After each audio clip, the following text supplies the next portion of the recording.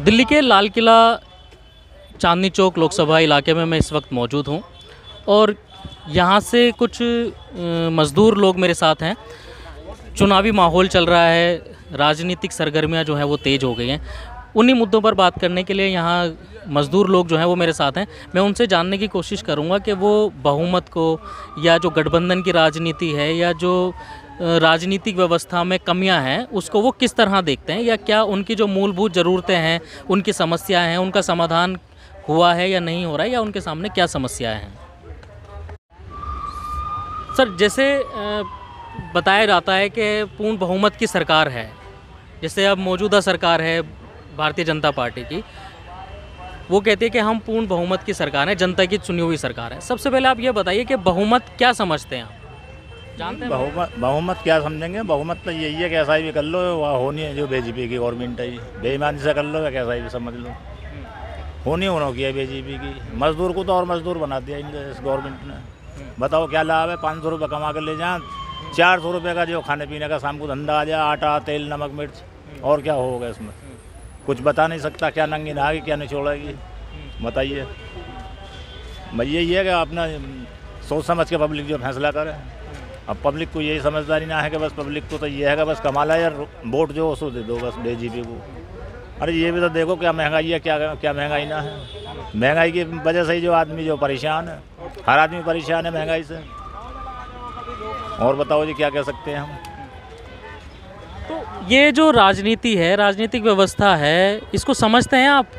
ये राजनीति की समस्या को तो समझते हैं, लेकिन समस्या भी ये भी है कि आप इस बीजेपी से बस ये इन्होंने बस एक बदमाशी तो ख़त्म करी है, और तो इतना कोई इन्होंने कुछ कराना है या रोड वोड निकालने हैं इन्होंने, और तो कुछ ऐसा कराना मजदूर आदमी के लिए। मजदूर तो और ज़्यादा मजदूर हो चुका, बहुत ही ज़्यादा मजदूर हो चुका। मजदूरों के साथ में किस तरह की समस्याएं हैं? बताओ, समस्या है ये 400-500 रुपये मजदूर कमावे, 600 रुपये का खर्चा है शाम का। अब बताओ ये कहाँ से करेगा मजदूर आदमी उसकी पूर्ति? अच्छा खा नहीं सकता, अच्छा पहन नहीं सकता मजदूर आदमी। ये भी समस्या है। यही तो समस्या है। और जो राजनीति होती है, सरकारें बनती हैं, गठबंधन की राजनीति हो गई, अजय वो तो बेकार है। गठबंधन तो बिल्कुल बेकार है। गठबंधन में क्या है, वो भी जो लूटमारी करने वाले आदमी हैं। कैसे लूटमारी करते? लूटमारी यही है, अब जितने भी लगाएंगे, जितना भी पहले तो अपने लिए अपना ही पेट भरेंगे, बाद में तो अपना दूसरे पब्लिक को सोचेंगे। अब एक ही गवर्नमेंट आ गई तो एक गवर्नमेंट में ये तो ना आगे दलाली पन तो ना होता भाई। देखो एक ही पार्टी में दलाली बनना होता है। जितने गठबंधन की जो गवर्नमेंट होंगी वो उसको खींचेगा, उनका मैं भी कमाऊँ, और वो भी उसको खींचेगा मैं भी कमाऊँ। सब ले खींचने वाले होंगे और ज़्यादा परेशान होगी फिर जनता। कैसे करप्शन होता है गठबंधन में, बताइए? गठबंधन में यही है कि अपना वही सोच समझ कर नहीं आदमी को काम करना चाहिए। जहाँ जो अच्छी गवर्नमेंट हो उसे जो अपना लाना चाहिए, पब्लिक की सेवा के लिए उसे ही लाना चाहिए पब्लिक को। और कोई समस्या? बस यही समस्या है। मजदूर आदमी तो मजदूर ही रहेगा, आज भी मजदूर है कल भी मजदूर है, और महंगाई है, बस खाली महंगाई चल रही है। अच्छा, जैसे आप वो वोट डाला आपने जी, वोट डालने के बाद आपकी क्या अहमियत रह जाती है? अहमियत क्या, वोट डालने के बाद में कुछ ही अहमियत ना है।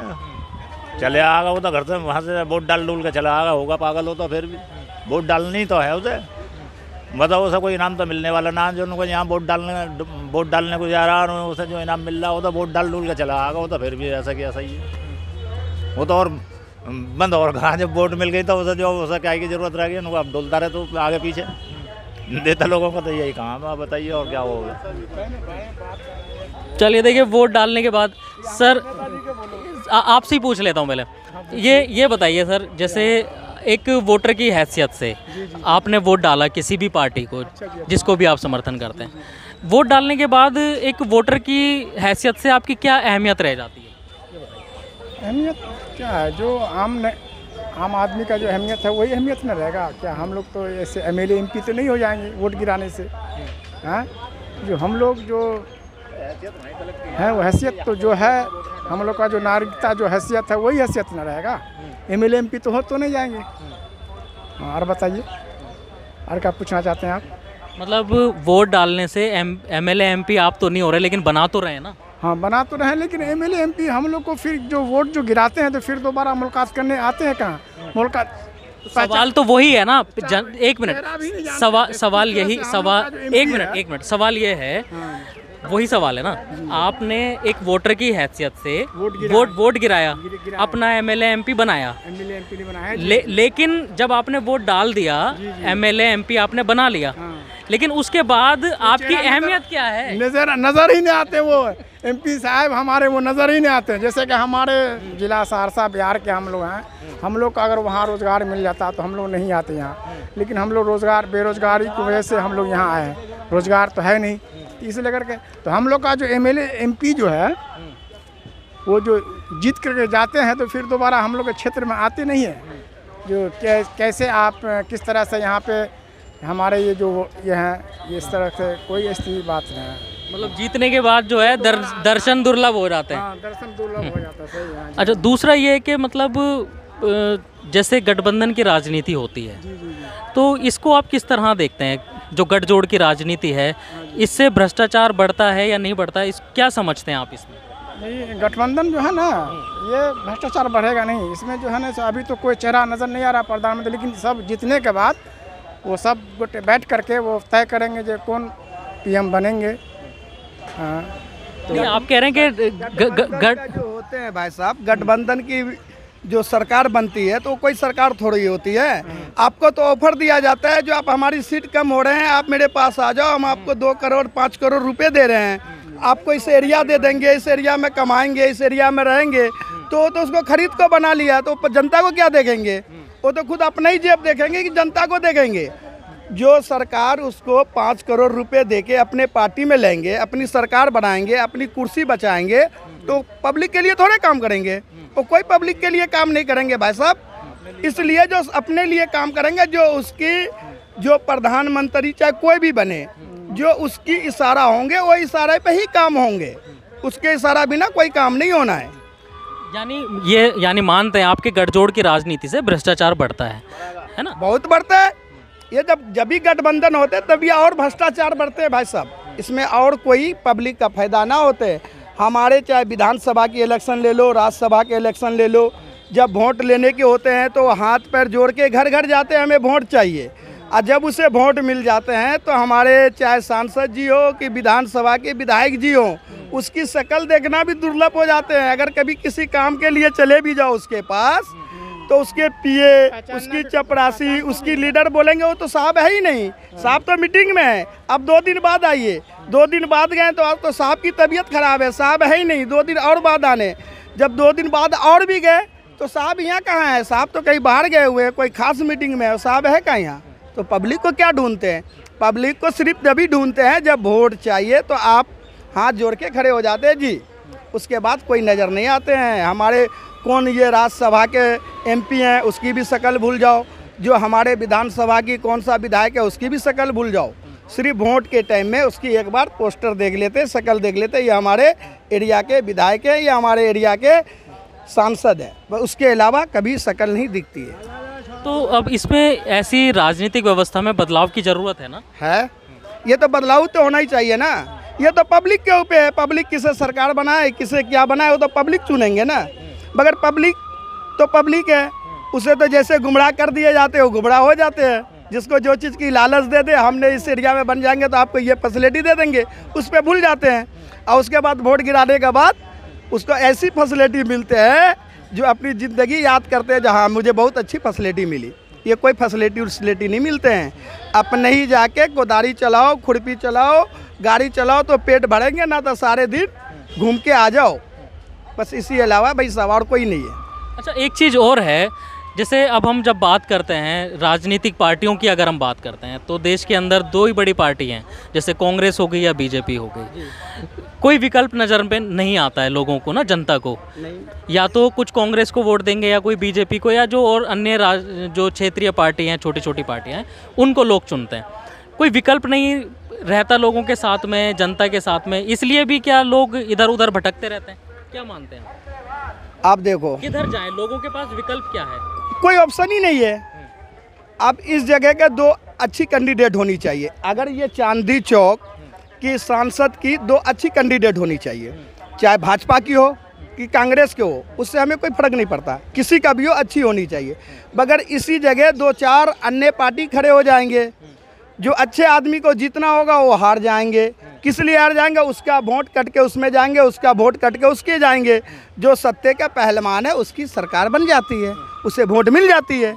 सत्य का पहलवान आपने नाम लिया, तो एक विकल्प है आपके पास, सत्य बहुमत पार्टी।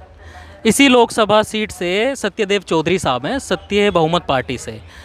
वो यही बात कर रहे हैं कि जनता के, मजदूरों की, हक की, राजनीतिक व्यवस्था में बदलाव की, भ्रष्टाचार मुक्त राजनीति की, और ये जो गठजोड़ की जो राजनीति है, गठजोड़ बंधन मुक्त राजनीति की वो बात कर रहे हैं। क्या आप समर्थन देंगे अगर वो आपके वादों पर खरे उतरते हैं, या वो आप उनके जो विचार हैं उनके समझ में आते हैं आपके? वो तो अच्छे आदमी है, मैंने एक बार पहले भी सुना था, जो चौधरी साहब जो हैं वो अच्छे आदमी हैं।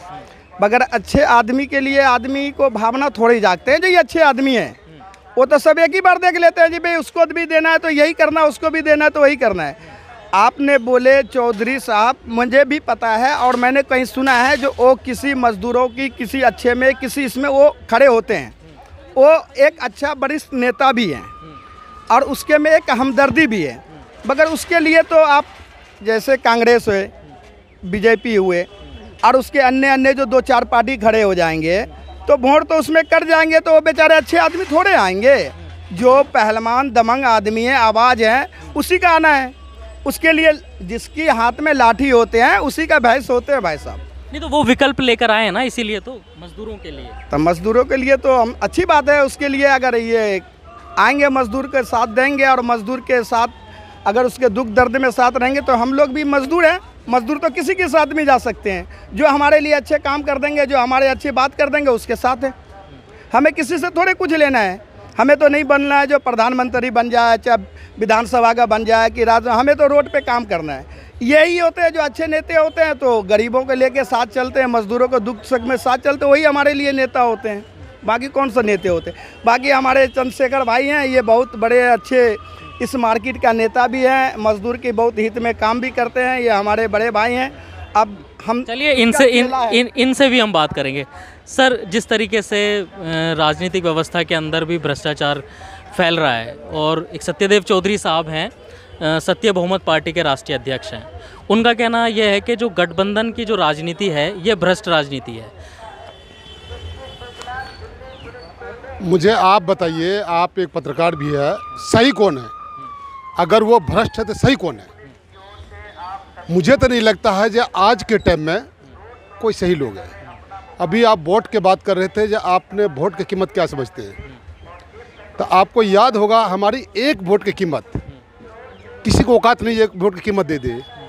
वो एक वोट हम एक बोतल दारू में या 500 रुपये में बेच देते हैं। क्यों? तो उसका कीमत हमको नहीं पता है। आपको याद होगा पिछले कुछ साल पहले अटल बिहारी वाजपेयी के टाइम में एक वोट से सरकार गिर गया था, शायद पता होगा आपको भी। एक वोट से सरकार गिर गया था, तो एक वोट की कीमत क्या होता है पब्लिक को कहाँ पता है। रही बात भ्रष्टाचारी की, तो मुझे आप बताइए, विपक्ष में है तो भ्रष्टाचारी है, और वही अगर सत्ताधारी में चला जाता तो भ्रष्टाचारी खत्म होता, वो दूध से धुल जाता है।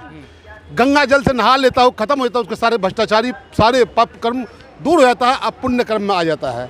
तो भ्रष्ट है कहानी, हमको ये बताया जाए। तो कैसे खत्म होगी ये? इसमें बदलाव की ज़रूरत है या नहीं है? बिल्कुल बदलाव की ज़रूरत है, बिल्कुल बदलाव की ज़रूरत है। इससे इस सरकार से बेहतर हम लोगों को ये लगता है जो कांग्रेस सरकार था। एक आदमी भी कोई प्रदर्शन करने के लिए बैठ जाता था, सत्य की आवाज़ उठाता था, तो उनका सुनवाई होता था। और आज के टाइम में अगर हजारों आदमी के भीड़ में भी अगर कोई प्रदर्शन करोगे, कोई सत्य के न्याय की मांग करोगे, तो उसे कुचल दिया जाता है। जैसे ब्रिजभूषण है, महिला पहलवानों के खिलाफ क्या हुआ, क्या कार्रवाई हुआ बताओ? कोई कार्रवाई हुआ? ऐसे तमाम उदाहरण हैं। तमाम उदाहरण है। क्या मणिपुर के देखिए, हाथरस के देखिए, मतलब कई सारे ऐसा जगह है जिसको मुझे याद भी नहीं है। मतलब तमाम उदाहरण ऐसा है जो मुझे ऐसा लगता है जो बदलाव होना चाहिए और कांग्रेस को सरकार आना चाहिए। कांग्रेस के अंदर भ्रष्टाचार नहीं हुआ कभी? आप बताइए ना, अगर वो काम करता था। नेता कांग्रेस के अंदर थे, वही बीजेपी में गए, जो बीजेपी में वही कांग्रेस में वापस आ रहे हैं। हम किसी की जो है इसमें पक्ष विपक्ष नहीं कर रहे, हम सिर्फ राजनीतिक व्यवस्था के ऊपर बात कर रहे हैं। मैं राजनीतिक व्यवस्था की बात कर रहा हूँ। जो विपक्ष भ्रष्टाचार किस में नहीं है? कौन कहता है मैं भ्रष्टाचार में नहीं हूँ? बताओ ना, जो सीट पर बैठता कहता है भ्रष्टाचार नहीं है। भ्रष्टाचार कौन नहीं है बताइए? हाँ, इसका विकल्प क्या है? इसका विकल्प एक ही है, जो कोई मजबूत आदमी जैसे उभर का आए, कोई लाल बहादुर शास्त्री तो बनेगा नहीं, या हो भी सकता है अगर कोई राजनीतिक सही मायने में जानकार है तो उसको आगे आने नहीं देता, उसको कुचल दिया जाता है। अगर कोई इस तरह की अगर आवाज़ उठाता है सरकार के खिलाफ तो मुझे कुछ दिन के बाद ही पता लगता है वो जेल चला जाता है। आवाज़ उठाएगा कौन, ये बताओ? इसका विकल्प यही है, ये तानाशाही सरकार चल रहा है, ताकत से सरकार चल रहा है, संविधान से कोई लेना देना नहीं है। इनको सिर्फ सत्ता की लालच, सत्ता पर बैठे रहने के लिए हर हथकंडा अपना रहा है। आप देखिए, हम लोग यहाँ से जिता करके भेजेंगे भी, अगर कोई सही आदमी की जिता कर भेजेंगे, पता लगा ईडी आ गया, सीबीआई आ गया, इनकम टैक्स आ गया, उसको इतनी दबाव बना देंगे, वो कल कह देगा हम तो आपके पार्टी में हैं। वहाँ जाते ही वो गंगा से नहा जाते हैं, गंगा जल से धुल जाता है, सारे पाप कर्म और सारे भ्रष्टाचारी खत्म हो जाता है। ये क्या होगा? एक बात बताइए, आपने ये सारी चीज़ें गिनवाई, तो जिम्मेदार तो जनता है ना? जनता चुनती क्यों है, वोट क्यों देती है ऐसे लोगों को? आप बताइए ना, जनता तो वोट देता है। 62 सीट है केजरीवाल को, मेरी बात एक समझिए, 62 सीट केजरीवाल के है। अगर गलती से इनको 40-42 सीट होता, अब तक कब का सरकार बदलाव हो गया होता, कब का सरकार बदल दिया होता। इससे पहले भी आगे जो शिबू सोरेन है उनमें क्या हुआ आप बताइए? अभी संजय सिंह है, 6 महीना उसको जेल में रखा, जबकि कोई दोष नहीं था। अगर 6 महीना कीमती समय उसका नष्ट किया, उसके जिम्मेदार कौन है आप बताइए? जो आवाज़ उठाओगे वो जाओगे जेल, या गलत करो तो बताओ? मतलब आप ये मान रहे हैं कि जनता जिम्मेदार नहीं है ना, किसी कीमत पर नहीं मानते हैं। जनता को क्या पता, जनता तो बेचारा एक मोमेंट है, एक अपना जो संविधान है हमारा वोट देने की, जो हमारा हक है वोट देने की, हम लोग अपने हिसाब से वोट देते हैं और वहाँ पता लगता है जब हम लोगों का काम सही से नहीं करता, आगे जाते ही सीट पर जाते ही लोग बदलता है, लोग पलटी मारता है, उसमें जनता का क्या कसूर है हमको ये बताइए? जनता का अच्छा, आपने बताया, एक उदाहरण भी दिया कि एक वोट से सरकार जो है वो गिर गई थी, है ना? तो आप एक बात बताइए, एक वोट देने के बाद में अहमियत क्या रह जाती है वोटर की हैसियत से? एक नागरिक की क्या अहमियत है? नहीं, वोट देने के बाद हमारी क्या रह जाता है आप बताइए? हमारा वही पूछ हम अपनी जिम्मेदारी तो आपको सौंप दिया है, मैं अपने मत आपको दे रहा हूँ, आप न्यायपूर्वक और सही काम करना जाकर के आगे समाज के हित में हो, पब्लिक के हित में हो, बहन बेटियों के हित में हो, ये काम करना। लेकिन आगे जाकर के आप क्या करते हो, जिम्मेदारी तो आपके ऊपर छोड़ देते हैं ना। हम तो फिर अपने काम में लग जाते हैं, दिनचर्या जो हमारी होता है, जल्दी चलाते, ठेला चलाते और गत्ता बेचते हैं और कई सारे ऐसा काम, अपने पालन पोषण के काम में, जीवन व्यापन में लग जाते हैं। तो लेकिन जिसको आपने चुना है उसकी जवाबदेही तो बनती है ना? बिल्कुल, उससे वो जवाब देगा कौन? जनता। अगर हम वोट दिए हैं तो जवाब तो उसी से पूछेंगे, किससे पूछेंगे आप बताइए? तो कोई मिलता है जवाब? अब क्यों मिलेगा, क्यों मिला? मैंने अभी क्या कहा, हजारों हजार जो हमारे संगठन के लोग हैं, अगर हमने आवाज़ उठाया तो पता लगा उसको कुचल दिया गया, उसको सुनवाया और जांच तो होता ही नहीं है। आप बताओ कहाँ जांच हुआ है, किस जगह जांच होता है? इतना बड़ा हादसा ब्रिजभूषण के खिलाफ हुआ, इतना बड़ा कंप्लेंट हुआ, क्या कार्रवाई हो? कोई कार्रवाई हुआ? किसका जिम्मेदारी है बताओ? ईडी हो गया, सीबीआई हो गया, इनकम टैक्स हो गया, तरह आप तो कह रहे हैं कि विपक्ष की जिम्मेदारी है, विपक्ष के ऊपर छोड़ रहे हैं सारी चीज़ें। नहीं, सारे चीज थोप रहा है विपक्ष के ऊपर, छोड़ नहीं रहे हैं, सारे चीज थोप रहा है विपक्ष के ऊपर। हमारी कमी ये है जो हम लोग मोमेंट बना के वोटिंग नहीं करते। वोट हमको सोच समझ के अपना नेता चुनना चाहिए जो सही काम करता हो, और जो हमने वोट अगर 5500 में बेचेंगे तो उसी टाइम समझ जाना चाहिए जो आप इच्छा सर्व मतदान तो अभी हो नहीं रहा।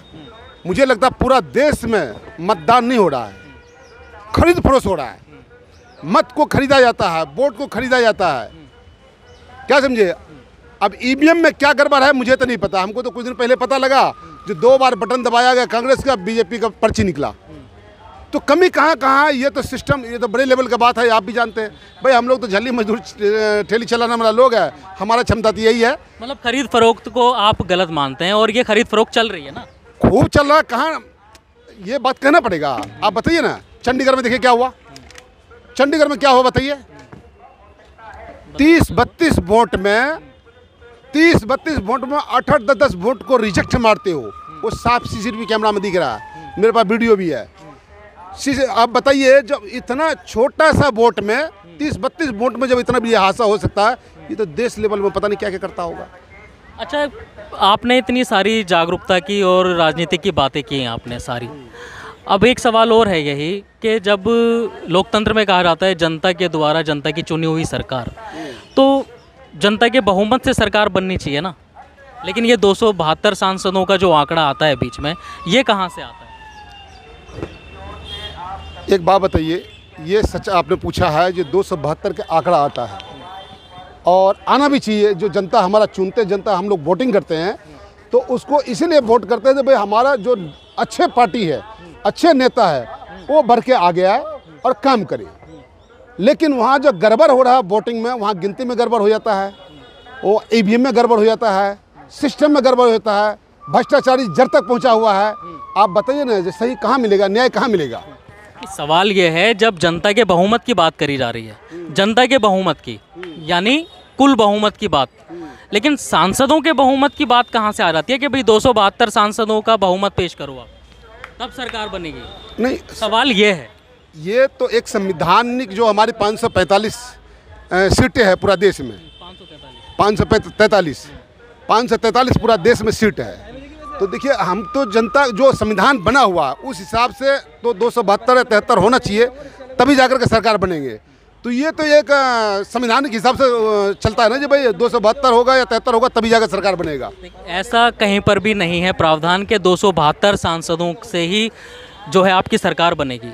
आरटीआई का जवाब मौजूद है, वहाँ कहा गया है जवाब में कि जनता का ही बहुमत माना जाता है। तो इसमें भी जागरूकता की ज़रूरत है या नहीं? लोगों को जानने की जरूरत नहीं, आरटीआई के जवाब में क्या आया है? आरटीआई में जवाब यही आया है, जो सत्य बहुमत पार्टी के राष्ट्रीय अध्यक्ष हैं सत्यदेव चौधरी साहब, उन्होंने बहुमत की परिभाषा जानने की कोशिश की। तो उन्होंने कई कार्यालयों में, चुनाव आयोग में, लोकसभा में, विधानसभा में, सब जगह आरटीआई लगा करके जवाब मांगा कि बहुमत की परिभाषा क्या है, जो पूर्ण बहुमत है। तो जवाब वहाँ से यही मिला कि भाई जनता का ही बहुमत सर्वोपरि और जनता का ही बहुमत माना जाता है। लेकिन सरकार बनाने के लिए 272 सांसदों का बहुमत साबित करना पड़ता है, ऐसा क्यों? अब मैं आपको एक बात बताऊं, ये बताइए। अटल बिहारी वाजपेयी वाला टाइम तो है ही नहीं। अब तो 20 सीट भी कम है, तब भी जनता का बहुमत से खत्म कर देते हैं, कुचल करके उसको रगड़ करके अपने में मिला करके सरकार बना लेते हैं। अब जनता का बहुमत रह कहाँ गया है, मुझे आप बताइए। क्या शिबू सोरेन को जनता का बहुमत नहीं दिया था? केजरीवाल को जनता बहुमत नहीं दिया है? और ऐसा कई सारे उदाहरण है। शिवसेना वाले को जनता का बहुमत नहीं दिया था। सिर्फ अब जो है एक ही चीज़ रह गया है, भ्रष्टाचारी, खरीद फरोश, ताकत से सरकार चलाना, और जनता का बहुमत से कोई लेना देना नहीं। मतलब ये है कि जनता के पास कोई विकल्प भी नहीं है। कोई विकल्प नहीं। आप बताइए, कोई विकल्प है? कहाँ से हाँ, अब मैं बताता हूँ आपको। एक विकल्प है सत्य बहुमत पार्टी, जो बहुमत की ही बात करती है, और उसका कहना यही है कि जिस पार्टी को सबसे ज़्यादा वोट मिले, जनता जिसको ज़्यादा चुने, कुल बहुमत, जैसे मान लीजिए उदाहरण के तौर पे एक पार्टी को जो है 50 लाख वोट मिला और बी पार्टी को 55 लाख, तो बहुमत किसका माना जाएगा? एक पार्टी को 50 और दूसरी पार्टी को 55, 55, तो बहुमत किसके पास है? 55 वाले को होंगे। तो ये डायरेक्टली तो 55 वाले को दिखाया जाता है, 55 वाले का ही बहुमत होना चाहिए, है ना? अब इसके इंटरनल क्या है तो आप लोगों को ज़्यादा पता है, वो हमको जानकारी इतना नहीं है। नहीं, जनता को ही तो जानना ही है कि जिसको कुल बहुमत जो है वो 55 लाख जो मिला है, बहुमत तो उसका ही माना जाएगा ना? बिल्कुल माना जाएगा। तो सरकार किसकी बननी चाहिए? 55 वाले की। बन किसकी रही है? 50 वाले की। तो भ्रष्टाचार है ना?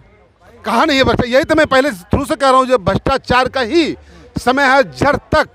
मतलब ये मैं देखा हूँ इतनी छोटी सी उम्र में, मतलब जड़ तक ये कहता मैं न खाऊंगा न खाने दूंगा, न भ्रष्टाचार को चुन करके जेल भेज दूंगा। सर यही है कि जो सत्यदेव चौधरी साहब हैं, सत्य बहुमत जो पार्टी है, वो इसी विचारधारा पे काम कर रही है। उनका कहना यह है कि कुल बहुमत से सरकार बननी चाहिए, जिसके पास ज़्यादा बहुमत हो, ना कि 272 सांसदों से। जब तक जिसके सांसद जहाँ तक जीते वहाँ तक वो सहमत हैं। मान लीजिए आपने किसी को वोट दिया जिसके भी आप समर्थक हैं, वो कैंडिडेट हार गया, तो कैंडिडेट हार गया, ठीक है, आप क्यों हार गए? बहुमत तो नहीं हारना चाहिए ना। बहुमत तो बिल्कुल नहीं हारना चाहिए। जब पब्लिक ने चुना है, पब्लिक ने वोट दिया है। आपका प्रतिनिधि भी हार गया और जनता भी हार गई जिसने वोट दिया, ऐसा क्यों? हाँ, ये एक बहुत बड़ा पॉइंट की बात है। जो हमारे वोट जो कुछ है वो मेरे ख्याल से बढ़ जाता है, बढ़ जाता है। कई जो 33% वोट वाला है सरकार बना लेता है, और 42-43% वोट वाला जो है ना अपना रोड पर धक्का खा रहा है। क्योंकि होता क्या है, जब आपका प्रतिनिधि हार गया, आपका जो कैंडिडेट था वो हार गया, जो वोट पड़ा था उसको वो भी हार गया, वो वोट गिनती में ही नहीं आते। मुझे एक बात बताइए, ये बात आप सही पूछ रहे हैं। अभी कुछ दिन पहले बिहार में इलेक्शन हुआ था विधानसभा के। आपको याद होगा जो ज़्यादा से ज़्यादा 7-8 बजे तक में वोटिंग क्लियर हो जाना चाहिए गिनती की। 2 बजे रात तक गिनती कैसे हुआ, किस लिए हुआ? जहां आदमी 7 बजे 8 बजे रात तक ये पता लगा जो जीता हुआ है। एक वीडियो है, उसका नाम मुझे कंफर्म नहीं है, जो खड़ा हुआ था हमारे क्षेत्र से, मैसी विधानसभा क्षेत्र से, वीडियो साहब। तो 800 850 वोट से 8 बजे रात तक जीता हुआ है, और रात के 2 बजे 12-1 बजे में जाकर उसको कह रहा है हरा दिया, 2:30 बजे में जाकर के। आप बताइए क्या हुआ इसको क्या माने? इनको जनता जिम्मेदार है या कौन जिम्मेदार है? आप बताइए सर। यही तो हम पूछ रहे हैं ना, जनता को जागरूक करने का जो काम कर रहे हैं वो यही कर रहे हैं कि जनता को कम से कम अपनी अहमियत पता होनी चाहिए ना। आप एक चीज़ देखिए ना, जनता क्यों हार रही है? जनता तो एक हमारा आप वो भेड़ देखो, भेड़ एक सीनियर जिधर जाता है उसके पीछे पीछे हम लोग सब लाइन में लग जाते हैं। तो जनता तो भाई एक गौ है, इनको क्या कहोगे आप? अब आप ये बताइए, जो अब ये विचारधारा है सत्य बहुमत पार्टी की, क्या इन विचारों से आप सहमत हैं? सत्यदेव बहुमत जो सत्य पार्टी है भाई, हम लोगों के सामने तो आया नहीं, और नहीं इसके बारे में मैं ज़्यादा जानता हूँ, इसलिए हम ज़्यादा कुछ बता नहीं सकता। अगर आप इनसे मिलते हैं, इनके विचारों को और समझते हैं, जो इनके मुद्दे हैं, अगर सहमति होती है आपकी, तो क्या आप समर्थन देने के लिए तैयार हैं अपना? अगर मान लो न्याय की काम करेगा, जो सही काम करेगा, हम लोग तो ढूंढ रहे हैं, हम लोग तो पागलों की तरह ढूंढ रहे हैं। जब कोई ऐसा आदमी आए जो हमारे देश में मजबूती से काम करे, न्यायपूर्वक काम करे, सही काम करे, देश को दशा और दिशा सही दिशा में लेकर चले, हम लोग तो ये चाहते हैं। कुछ कह रहे थे आप? ना वो अगर ऐसी बात है, अगर ये सोच रहा है तो हम सब उसके साथ देंगे और खुल के साथ देंगे। हम तो ऐसे ही आदमी सोचते हैं, जो हमारे सामने ऐसे आदमी आए, ऐसे आदमी आएंगे तभी तो हम जैसे भेड़ बकरियों को गिनती आएंगे, ना तो फिर कहाँ से गिनती आएंगे। हमारे भाई साहब जो बोले, जो 2-4 दमंग आदमी जिधर चल जाते हैं उसके पीछे हम सब पीछे चले जाते हैं, वो सही बोले। जिसकी हुकूमत देखते हैं ज़्यादा डर से उसके पीछे चलते रहते हैं। अगर उसके पीछे डर से ना चलेंगे तो हमें अंदर बैठवा देंगे, बोलेंगे बेटे तू अंदर बैठे रह, तू आवाज़ बहुत ज़्यादा निकलता है तेरा, तू अंदर ही सेफ रह, बाहर मत निकल। इसलिए अगर हम अब जैसे जनता को, वोटर को जागरूक करने के लिए और आप क्या कहना चाहेंगे? मैं तो चाहूँगा जो जनता है निकले बाहर अंधकारों से, युद्ध लड़े बेईमानों से। जो बेईमान है, जो वोट चोरी करता है या वोट कटवाता है, एक दूसरे के खिलाफ साजिश करता है, इनके खिलाफ इतना ज़बरदस्त तरीके से वोटिंग करे कि कितनी भी बेईमानी करे, बेईमानी करने वाला थक जाए लेकिन गिनती करने में वो थके ना। सत्य बहुमत की सरकार आनी चाहिए ना? बिल्कुल आना चाहिए। अगर सत्य के वो काम करता, सही काम करता है तो सत्य बहुमत की सरकार आना चाहिए। अगर वो काम सही करता था, मैं नहीं जानता हूँ सत्य बहुमत वाला का, ये सत्य बात है। इस बार विचार एक मिनट, कुछ विचार आपने सुने उनके, उन विचारों से सहमत हैं? जो आपने बताया है वो हमने सुना है, इससे पहले हमने नहीं सुना है। तो जो आपने बताया उससे सहमत हूँ मैं। उससे सहमत है ना? बिल्कुल।